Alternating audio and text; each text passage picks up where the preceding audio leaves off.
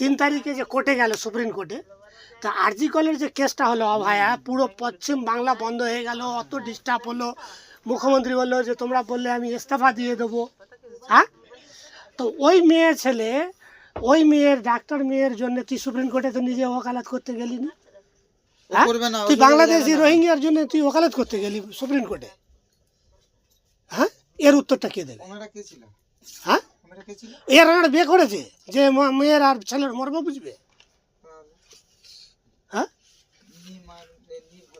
অভয়ার যদি সুপ্রিম কোর্টে যেত তাহলে আমরা ভাবতাম যে না, এ মানুষ কি, এ বাংলাদেশের রোহিঙ্গার বাঁচাবার জন্য সুপ্রিম কোর্টে গেছে। আর ওরকম কি পরামর্শ আছে, নিয়ম আছে, কোন আর্টিকেল আছে যে একটা মুখ্যমন্ত্রী লয়ার হবে? হ্যাঁ, পাবলিকের বোকা বাজায় না? কি বিচ্ছিরি অবস্থা, পশ্চিমবাংলাতে বরবাদ হয়ে বের করতে হবে না। তাহলে এইগুলো কি হচ্ছে? এগুলো নষ্ট করতেছে না মানুষ, তবে না ভাবতো কলকারখানা করতো। না না, প্রতিবাদ করবে না, প্রতিবাদ করবে না, কি করবে?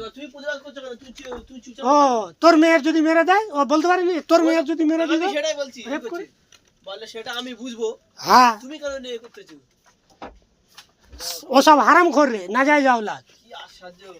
ওর বাপের ঠিক নেই, মায়ের ঠিক নেই, মোড়া উদ্বাস্ত মাল।